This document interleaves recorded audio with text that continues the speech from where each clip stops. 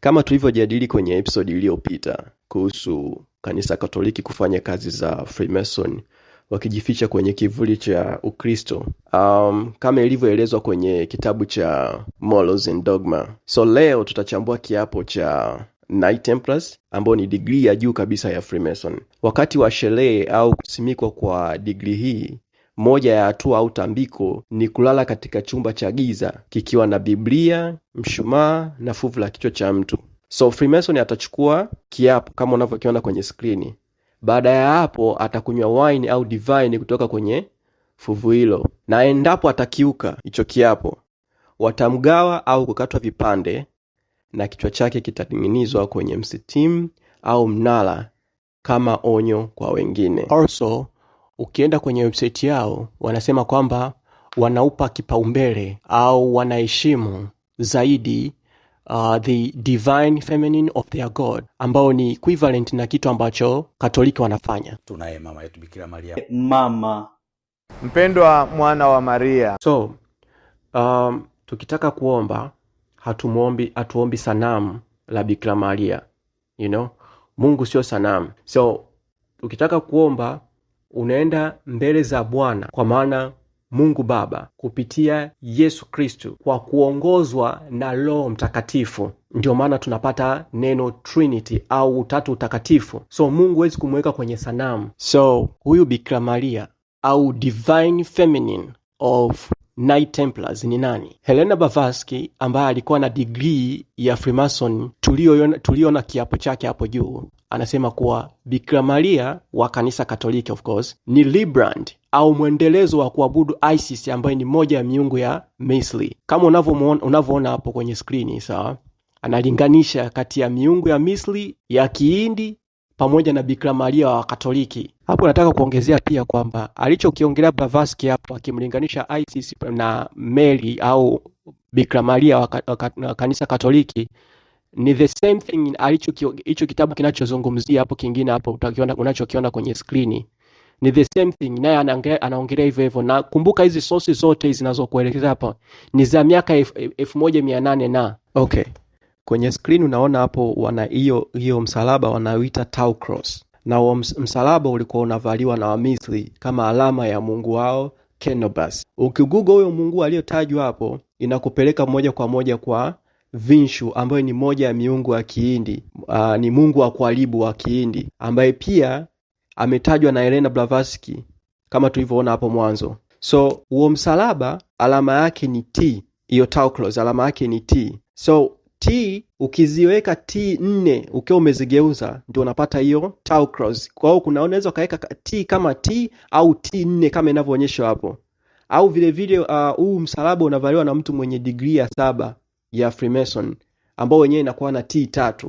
Ukizicombine inakuwa na T3 ndio inavyoonekana kama inavyoonekana hapo kwenye screen. Na nimeijaribu mimi mwenyewe hapo. Wewe mwenyewe unaweza kujaribu. Hii ndio ishara wanayoitumia Waromani sasa hivi au Wakatoliki. Ukipiga hiyo ishara ya msalaba unatengeneza hiyo T ikiwa imegeuzwa ambayo ndio hiyo wanaita Tau Cross, Unaweza kujaribu wewe mwenyewe hapo ukajionea.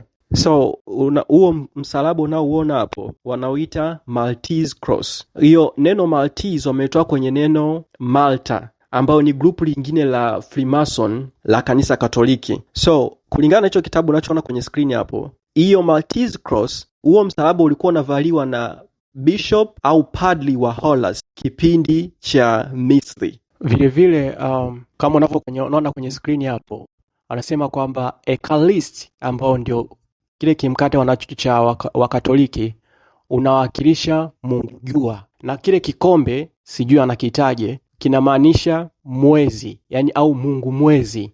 Vile vile kutoka kwenye ushuhuda wa Jonas anasema kwamba wakifanya hivyo unavyoona kwenye screen hapo wanaita maelfu ya majini ndani ya kanisa, na ukivuta tu huo moshi jini linakuingia. So hii clip nitakayocheza hapa inasema kwamba ile Eucharist, kwa maana kile kimkate ambacho wanakula wa Katoliki pamoja na divai wanaokunywa inatengenezwa au inadondoshewa maji ya maiti. So lengo ni kuwafanya waumini katika hilo kanisa wawe kama wafu. Na hii sio necessarily wa Katoliki peke yake, ni makanisa yoyote yale yanayotumia aina hii ya uchawi. About mortuary water, but this time they put it in a spray pump.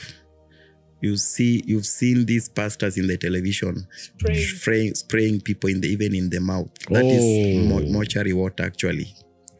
And there are people who go and like now we used to go and buy this water from the mortuary. I don't want to mention that that mortuary, but we could go and buy mortuary water. It's a lot of money. They could sell it for not less than 5,000 shillings. And then this mortuary for how water, much water? Pardon? For how much water? It's like 500, half a liter. Half a That liter. is 5,000. Then that one can serve a lot because like there is feet washing, you have to drop a drop of mortuary water. Holy Communion, you have to drop mortuary water, like that. Even food, even some food was that was prepared in the church. They drop some mortuary water in the food, and then they serve to people, and people will eat, will have a meal. You're not eating any church food. You see? So I happened to ask the pastor, why should you use mortuary water? Why can't you use just normal water? And then he told me, we need these people to stick in the church, to be staunch believers in this church. Then he tells us that the mortuary water, just like the way this person is dead seriously, so people are going to be serious in the church also. No matter what you tell them, they won't leave the church. And you can do anything you want with these people. You can tell them to do anything and they will do. So kulingana na hii clip ambayo nitaicheza hapa, anasema kwamba zile fimbo ambazo tunaziona mapadri, bishop, sio necessarily katika Katoliki, na wanazokuwa wamebeba ni kwamba wanakuwa wamekubaliana na master wao, kwa maana ya shetani, kulingana na hivyo vigezo vyote na hivyo references zote tulizozipitia. Akihitaji basi wanamtoa sacrifice, vile vile amezungumzia red carpet. Red carpet ni red pia kwa sababu kwamba master wao, yani wao wamekubali kwamba master wao, kwa maana ya shetani, kwamba mtu yeyote atakayemhitaji basi wanamtoa kafara. So the church was opened for me. Then I was given a sword. The sword, actually, I was told that receiving that sword means I am accepting, I'm giving consent that anything that the master will ask, I will be able to give as a sacrifice. So accepting that sword, and there is a magic wand. It's like a stick that rolls like it's a stick, but at the tip it is coiled like a snake. It's called magic wand. So this one you are supposed to keep it in your house where you sleep. And the sword also you are supposed to put it if you are sleeping on the bed. You are supposed to remove the mattress, and then you sleep. You put the sword there so that you put the mattress back. So he talked about the red carpet, and he said that this is not just a carpet as you can see it.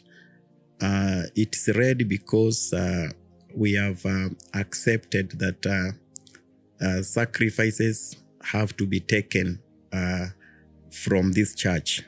Anytime the master, he didn't say Satan, he just used the word master. Anytime the master needs a sacrifice, he has to come and take.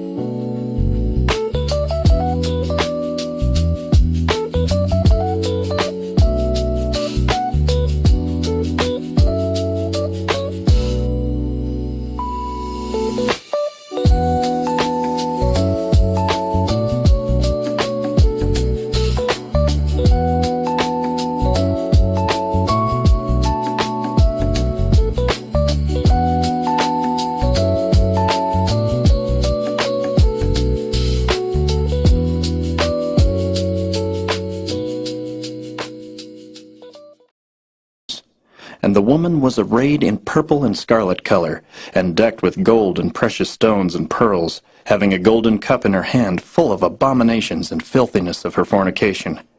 And upon her forehead was a name written, Mystery, Babylon the Great, the mother of harlots and abominations of the earth.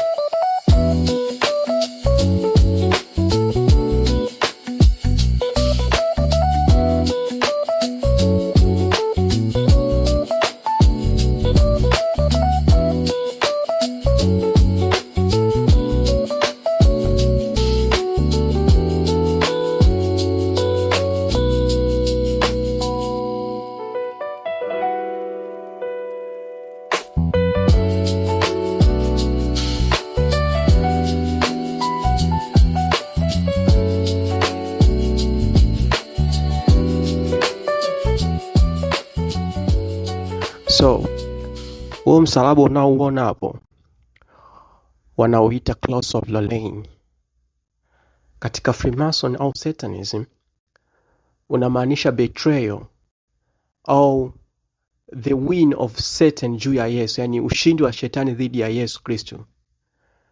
Na hivyo ndivyo Freemason anaamini na ndivyo Mungu wao anavyowadanganya hivyo. So vile vile unavaliwa na mtu mwenye degree ya 33 kwa upande wa Scottish Rite Freemasonry. Na katika Malta, kwa Malta Freemasonry, unavaliwa na mtu mwenye degree 32. Yani a degree before hujafika degree ya mwisho. Kama ukaangalia hiyo ukiangalia picha hapo inaonyesha ranking za Malta. So unaweza ukaona kwamba mwanzoni wanaingia kama ule na msalaba wa ukombozi, au sometimes wanaweka tu kujumlisha. Unavozidi kupanda renki katika giza, yani, probably more sacrifice, unakuwa kama dragon au joker, kwa sababu hiyo ndio alama au signature of Baphomet.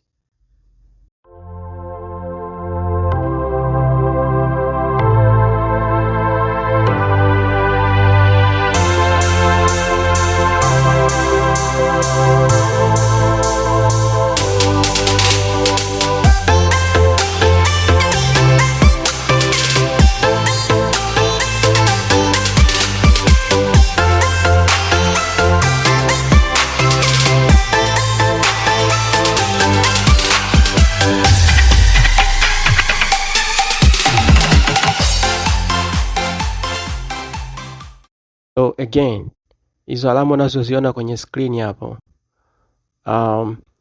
according to hicho kitabu unachokiona hapo, anasema kwamba hizo ni alama zilizokuwa natumika Egypt as ni sign of Osiris, ambao ni jina lingine la shetani.